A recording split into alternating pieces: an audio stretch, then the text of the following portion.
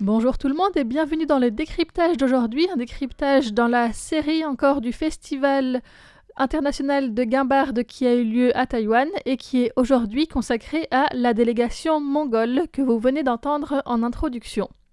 C'était une délégation composée de 4 personnes, des membres de l'association mongole de guimbarde, la Mongolian Nomadic Geoharp Society. Il y avait notamment Davasuren Damjin, professeur de chant Houmei et joueur de guimbarde, Batniam Batbayar, art-thérapeute, danseur et joueur de guimbarde, mais aussi Ayush Mungshimeg, la présidente de l'association mongole de guimbarde, et Tsendayush Tsende, musicienne professionnelle.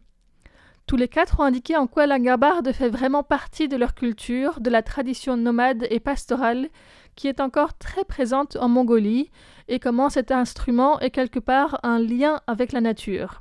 Ayush, présidente de la Mongolian Nomadic Geoharp Society, explique comment elle a commencé à jouer de cet instrument. En Mongolie, il y a des guimbardes réalisées de 3 types de matériel différents, os, fer et bambou, en plus de l'arc musical. Quand j'étais petite, mon père a fabriqué des guimbardes en bambou. Il y a 12 ans, quand j'avais 50 ans, je suis allée en Iakoutie, c'est une grande région au nord-est de la Russie, pour participer à un festival de musique où des gens ont joué de la guimbarde et cela a réveillé ses souvenirs. À partir de là, je me suis mise à apprendre à jouer de la guimbarde, d'abord celle en bambou, puis les autres. Davasuren, qui joue de la guimbarde depuis plus de 20 ans, a été le pont avec le festival, avec Hong Hong, une Taïwanaise présentée dans un épisode de Femmes d'ombre, Femmes de lumière, qui était allée en Mongolie précédemment et qui l'avait rencontrée donc à cette occasion. Hong Hong, une de mes élèves, était venue en 2017 en Mongolie pour apprendre à jouer de la guimbarde mongole. Elle est maintenant une des organisatrices de ce festival et elle m'a invité à venir à Taïwan pour y participer. Ayush poursuit en expliquant les activités que elle et Davasuren organisent en Mongolie pour transmettre leur passion de la guimbarde.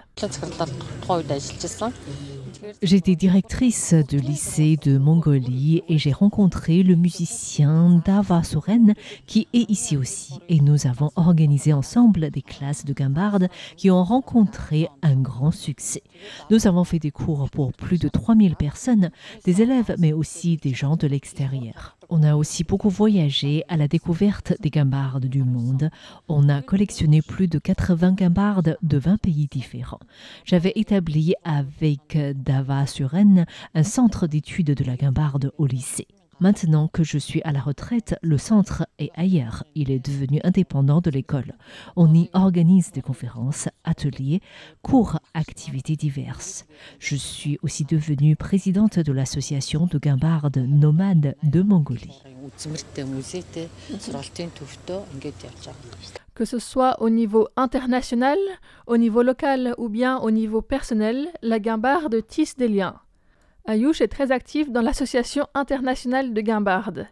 Elle vient à Taïwan pour représenter la culture nomade mongole et l'importance de la guimbarde dans cette région. Mais grâce à la guimbarde, elle a également voyagé en Allemagne, en France, en Autriche, au Vietnam, en Chine ou encore en Russie. En Mongolie, au-delà de l'enseignement aux enfants et de la transmission de leur culture, elle mène aussi un projet de recherche depuis 2022 sur comment la guimbarde peut aider à avoir un meilleur état d'esprit, à se reconnecter à la nature pour des adultes qui seraient peut-être très seuls et très stressés par la vie en ville. Cela rejoint d'une certaine façon l'expérience de Batniam, qui nous rappelle qu'en Mongolie, la guimbarde est un instrument souvent utilisé par les chamans.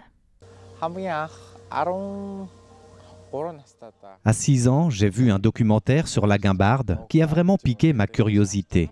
À 11 ans, j'ai vu jouer de la guimbarde pour une cérémonie chamanique. C'était la 2e fois que j'étais en contact avec cet instrument que j'ai reconnu. Ensuite, à 13 ans, j'ai commencé à apprendre à en jouer.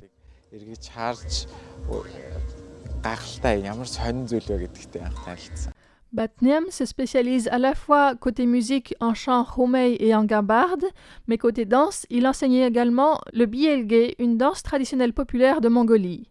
Il lie ensuite cela à sa spécialisation professionnelle, la psychologie, pour devenir art-thérapeute.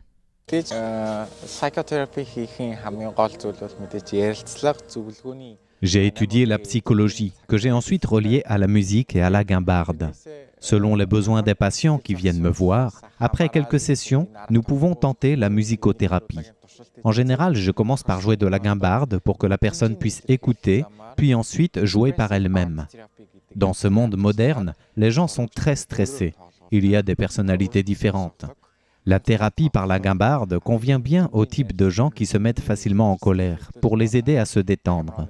Parfois, ils sont tellement en colère qu'ils ne savent plus quoi faire. Et la musique permet de se reconnecter au monde, de relativiser l'importance de ces problèmes. Après, il faut aussi dire qu'en Mongolie, il y a cette culture du nomadisme. Vous connaissez Gengis Khan, mais il y a une vraie tradition de la guimbarde. Donc la musicothérapie avec la guimbarde convient mieux, du fait d'avoir baigné dans cette culture. Chaque instrument évoque des choses différentes pour les gens de différentes régions ou pays. Pour Ayush aussi, la guimbarde est intégrée dans son quotidien avec une fonction d'introspection. La guimbarde est méditative. J'en joue 2 fois par jour au moins. Une fois 10 minutes le matin, je pense à ce qui m'attend aujourd'hui et je visualise que les choses iront bien. Le soir, je joue aussi et je repense à ma journée, à ce qui s'est passé et je suis contente d'être en vie et en bonne santé. Mes parents sont déjà décédés, mais en jouant, je me sens proche d'eux.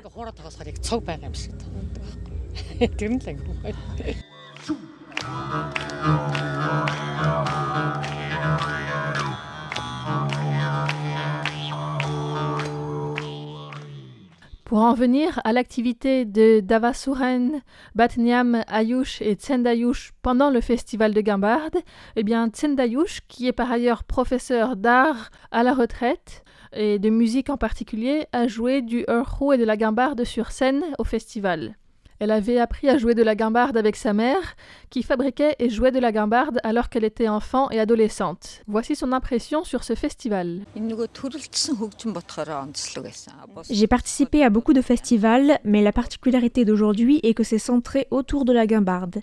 Mais même si on parle d'un instrument, il y a énormément de diversité dans l'instrument lui-même, dans le style de jeu, dans ce que les musiques cherchent à transmettre aussi. C'est vraiment spécial et ça me plaît beaucoup. Davasuren, quant à lui, a joué plusieurs fois sur scène, c'est lui que vous avez entendu tout à l'heure en compagnie de Batniam, mais ce qui l'a surtout marqué, ce sont les ateliers. Je suis un professeur de chant guttural, le rumei, et nous avions prévu un atelier. Le rumei est une technique de chant unique au monde, reconnue par l'UNESCO comme patrimoine culturel immatériel de l'humanité, une musique née de la voix humaine. Les Taïwanais ont tellement apprécié cet atelier de chant que finalement, nous en avons fait pendant 2 jours. Et plus de 50 personnes ont appris ce qu'est le rumei et comment produire ces sons. Je suis très content et touché de voir cet intérêt des gens ici pour apprendre le chant mongol. Et je suis sûr que cette envie d'apprendre sera très enrichissante pour eux.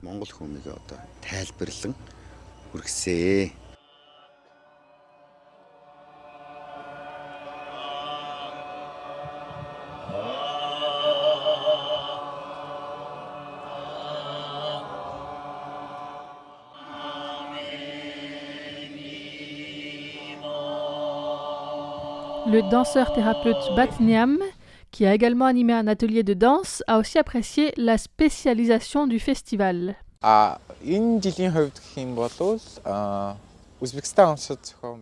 En août dernier, j'ai participé à un festival de musique de l'Est en Ouzbékistan qui avait aussi une grande compétition où j'ai représenté la Mongolie et remporté le 3e prix. Ce festival à Taïwan est très différent. Il est centré sur la guimbarde, mais aussi plus en lien avec la nature, plus détendu, c'est plus agréable. Et il y a aussi beaucoup de grands joueurs de guimbarde internationaux avec qui je peux échanger. C'est plus facile pour moi de me sentir connecté aux gens.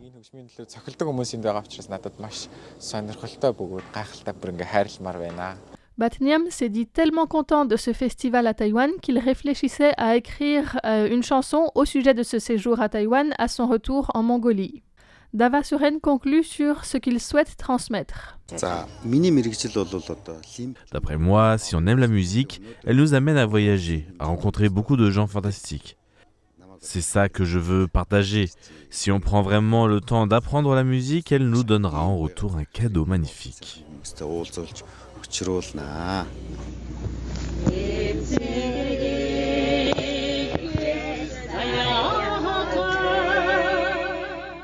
Pour conclure, je vous laisse sur un chant mongol que j'ai enregistré lors d'une séance de jam sur laquelle je suis tombée le premier soir au festival.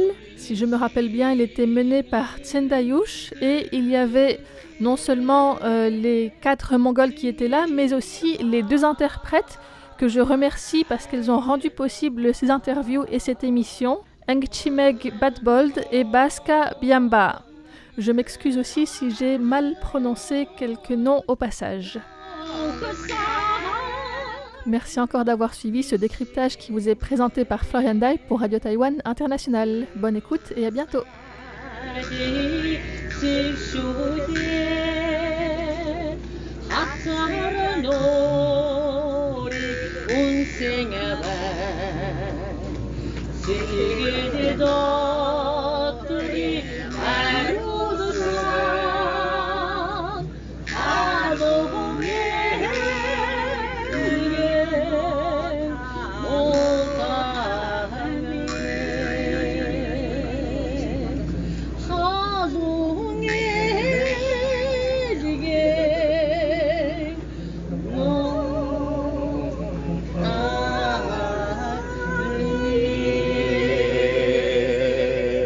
して。